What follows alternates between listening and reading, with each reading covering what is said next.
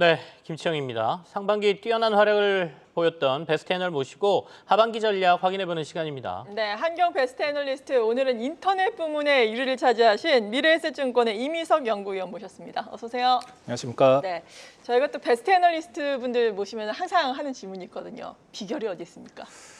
저희 업종이 타 업종 대비해서 좀 변화가 많은 그런 업종이다 보니까 네. 실질적으로 펀드 매니저분들이 가장 듣고 싶어하는 건 새로운 스토리라고 할 수가 있어요. 이런 새로운 스토리에 대해서 가장 많은 인덱스 자료를 쓴 것이 좀 이번 선정에 좀 하나의 비결이 되지 않나 판단을 하고 있습니다. 발빠르게 이제 새로운 스토리도 만드시고 좀 깊이 있는 보고서를 썼던 게 베스트 애널이 된 비결이다 이렇게 설명을 해주셨는데, 그러면 이 인터넷 업종의 최근 이슈부터 좀 점검을 하고 싶습니다. 공정위가 이제 반독점 이슈를 가지고 플랫폼 업체들을 규제하는 움직임을 보이고 있는데, 이 규제가 상대적으로 국내 업체에 불리하다라는 얘기 지금 계속 나오거든요. 맞아요. 이 이슈는 어떻게 저희가 해석해야 될까요? 이번에 좀 발표한 사후 규제 그리고 네. 그 기준에 따르면 연 매출 규모로 했을 때 4조 원 이상일 경우에 좀 해당이 될 수가 있다라고 보시면 될 것 같아요. 그렇게 됐을 때 네이버, 카카오는 이제 필연적으로 해당이 될 수밖에 없고, 여기에 추가적으로 당연히 국내 어떻게 보면 인터넷 쪽에서 1위 사업자라고 할 수 있는 네. 구글이 좀 어떻게 좀 포함이 될 수 있는가가 쟁점인데, 구글이 실질적으로 구글 코리아가 발생시키는 매출이 이 기준에는 좀 턱없이 모자란 상황이다 보니까 오히려 역차별 이슈가 불거질 수 있다라는 논란이 있어서 실질적으로 이 온라인 플랫폼 법안이 지금 이번 기준대로 시행되기에는 조금은 무리가 있지 않나라고 좀 판단을 하고 있는 상황입니다. 뭔가 보완이 좀 필요하다라는 말씀이시네요. 그러면 이게 그대로 시행된다 그러면 주가에도 악영향을 미칠 걸로 보시는 거예요?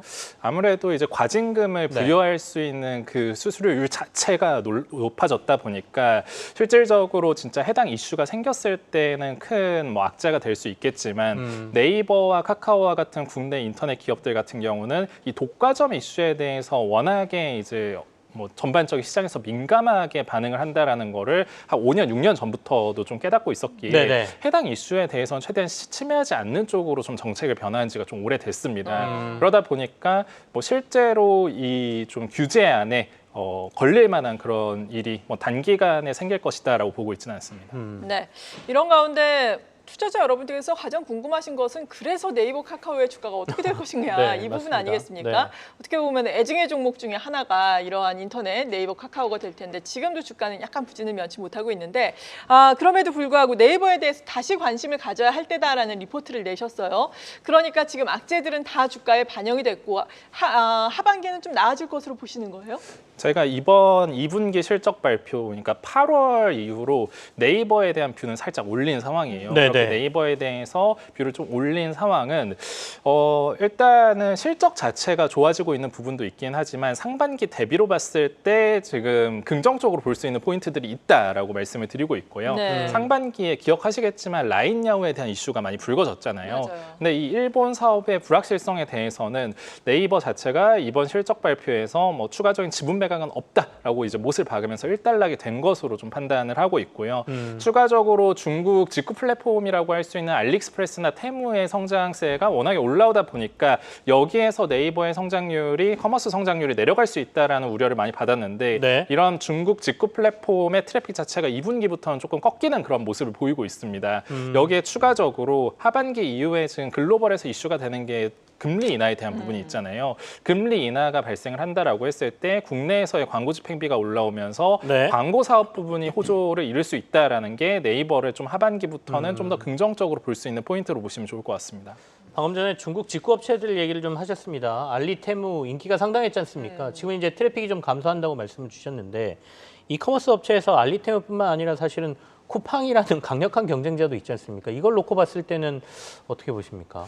그러니까 알리익스프레스와 테무가 실질적으로 좀 어떠한 영향을 끼치는가를 좀 보시면 되는데, 지금 알리익스프레스는 트래픽이 조금씩이나마 계속 올라오고 있지만 테무가 굉장히 횡보하는 추세로 접어들었습니다. 네. 이러한 이유가 그냥 기존의 오픈마켓 셀러들만 대체하는 효과만 있었다라고 한다면 알리익스프레스도 이제 횡보세로 접어드는 게 맞지만, 알리는 조금 더 높아지는 이유 중에 하나가 K베뉴라는 네이버라는 한국 브랜드관을 열었습니다. 그래서 한국의 브랜드들이 입점을 해서 물건을 이제 팔 수가 있다 보니까 이런 B2C까지 대체를 한다라고 하면 이런 B2C의 비중이 쿠팡과 같은 업체가 훨씬 더 높기 때문에 네이버보다는 이제 쿠팡의 악영향이 좀 더 커질 수 있는 그런 구간으로 좀 생각을 하실 수가 있을 것 같아요. 네, 그렇군요. 그리고 네이버 하면은 우리가 웹툰 산업 생각을 해볼 수가 있겠습니다. 웹툰과 관련해서 또 미국에 상장을 하기도 했었고 이번 달 같은 경우에 세계 웹툰 축제 또 시상식이 한국에서 열린다고 하는데 이 부분에 있어서도 관전 포인트가 될 수 있을까요? 일단 글로벌 웹툰 시장에 대해서 말씀을 드리면 전체적으로 봤을 때 이 네. 웹툰 시장이 뭐 꾸준하게 고성장을 하고 있을 것이다라고 일반적으로 많이 생각들을 하시는데 웹툰 시장의 성장 기울기가 많이 내려온 지는 한 3년 정도 됐습니다. 그러니까 2021년도까지 고성장이 확 나왔다가 22년도 이후부터는 확 꺾이는 모습을 보여주고 있는데 네. 그러니까 이미 웹툰 산업으로 들어오는 그런 이용자 수 Q의 증가세는 거의 끝났다라고 생각을 하시면 될 것 같아요. 그러니까 국내나 일본과 같은 성숙 시장에서는 그렇고요. 그러면 이제 향후에 기대할 수 있는 부분이 서구권이나 이런 부분들에서의 침투율이 올라오는 부분인데 아무래도 웹툰이라는 이 컨텐츠 자체가 워낙에 좀 젊은 그리고 10대, 20대가 좀 소비를 하는 컨텐츠이다 보니까 이들에서 뭐 30대, 40대까지 지금 넘어가는 건 좀 어려운 모습을 보이고 있다라고 보시면 될 것 같습니다. 그리고 네이버와 카카오가 선제적으로 먼저 진입한 사업자로서 둘이 이제 과점 사업자로서 글로벌에서 점유율을 많이 갖고 있었는데 일본 같은 경우에는 아마존이나 애플과 같은 이런 신규 사업자가 추가적으로 이제 들어오면서 경쟁이 격화되는 모습을 보이고 있고요. 그러다 네. 보니까 시장 점유율이 올해 들어서는 오히려 하락을 하고 있고 여기에서 이제 마케팅비를 더 쏟아붓지 않으면 시장 네네. 점유율을 방어하는 것도 힘든 상황이 되었다라고 보시면 좋을 것 같아요. 웹툰 시장은 좀 수익성이 악화가 되는 우려가 있다. 너무 기대하지 말자라는 말씀이신데 그렇게 어떻게 보면 네이버 웹툰의 상장 시기는 그러면 늦었다. 하려면 2, 3년 전에 했어야 된다 이런 얘기로도 연결되는데. 뭐 3년 전에 했다라고 하면 21년도에도 네. 이제 나중에 나스닥 상장 이야기가 나왔었는데 네. 그때는 시장에서 막 10조 이야기까지도 들렸었거든요. 그거에 비하면 지금은 이제 성장률이 워낙에 둔화가 된 상황이다 보니까 좀 시가총액 기준으로 했을 때는 그에 훨씬 미치지 못하는 시가총액을 유지하고 있는 것이죠. 그래서 상장 시기로 따진다면 그때였으면 훨씬 더 좋지 않았을까라는 좀 네. 그런 시기에 아쉬움이 좀 그런 있다 이런 부분이 말씀이시네요. 그러면 카카오를 한번 볼까요? 카카오는 상대적으로 그러니까 네이버는 그래도 하반기에 좀 지켜보자라는 의견을 주셨는데 카카오 쪽에 대해서는 여전히 큰 의견이 없으신 것 같아서 카카오는 여전히 어렵다 이렇게 저희가 봐야 되나요?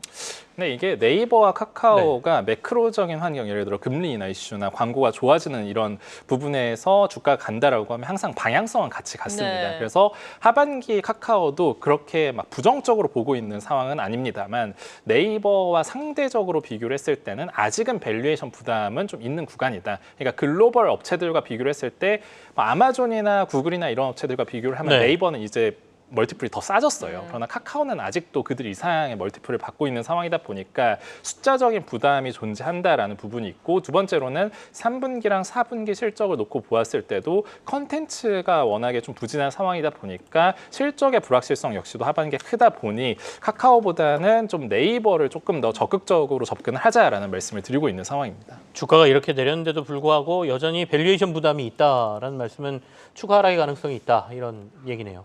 뭐 단기적으로는 이제 실적에 대한 추정치들이 내려온다라고 하면 단기 조정의 가능성은 있다라고 보지만 결국 금리 인하라는 이슈가 상반기까지 이어진다라고 네. 하면 주가적인 측면에서는 중장기적으로는 지금 괜찮은 구간이다라고 판단을 하고 있습니다. 네, 그러니까 금리 인하에 따라서 국내 인터넷 기업들 긍정적인 수혜는 입을 것이다라는 말씀이신데 하반기에 그렇다면 네이버라든지 카카오라든지 관련된 기업들을 좀 이에 따라서 모아가도 되겠습니까? 뭐 하반기 제가 말씀드린 포인트 중에 하나가 지금 인터넷 산업에서 성장률이 막 어마어마하게 나오는 기업을 찾기는 어려워요. 그래서 이전과 같은 멀티플을 인정받기는 어려울 것이나 네. 충분히 싸졌기 때문에 밸류에이션 관점에서 이제 접근을 해볼 수가 있다라고 말씀을 드리고요. 제가 이제 주가 상승의 본격적인 시기는 좀 금리 인하 이후에 내년도 상반기 정도로 생각을 하고 있지만 지금 밸류에이션 구간에서는 네이버와 같은 좀 경우는 충분히 좀 강하게 모아갈 만한 필요성이 있다라고 말씀을 드리고 있고요. 추가적으로 이렇게 어려워진 인터넷 산업 속에서도 또 고성장이 나오고 있는 그런 기업도 있습니다. 네. 카페24의 경우에는 유튜브 쇼핑이 열리고 그리고 라이브 커머스 시장이 고성장하는 거에 대한 수혜가 좀 가장 큰 수혜가 예상되는 기업인 만큼 중소형주 중에서는 이런 성장성이 크게 예상되는 기업을 지금 구간에서 모아가자라는 말씀을 드리고 있습니다. 그러면 결국에는 지금 임영구원님의 인터넷 분야의 하반기 최선호주는 큰 종목에서는 네이버, 중소형 중에서는 카페24 이렇게 보면 되겠군요. 맞습니다. 네. 마지막으로 혹시 하고 싶으신 말씀은 없으신가요? 투자자 여러분들께. 뭐 투자자 여러분들께 항상 드리고 싶은 말씀은 워낙에 요즘에 시장 장 변동성이 커졌다 보니까 이런 멀티플, 내러티브도 당연히 중요한 요소인 거는 맞지만 어찌 됐든 실적 자체가 턴어라운드를 시작을 해서 밸류에이션 부담이 이전보다 많이 떨어진 종목들 위주로 접근을 하자라고 말씀을 드리고 있습니다. 네, 오늘 여러분께서 궁금해하시는 인터넷 붐은 또 한경 베스트 애널리스트 상반기 1위를 차지하신 미래에셋증권의 이미석 연구위원 모시고 도움 말씀 들어봤습니다. 감사합니다. 계속해서 다양한 경제 이슈를 알고 싶다면 구독과 좋아요, 알림 설정 부탁드립니다. AI 캐스터 권미정이었습니다.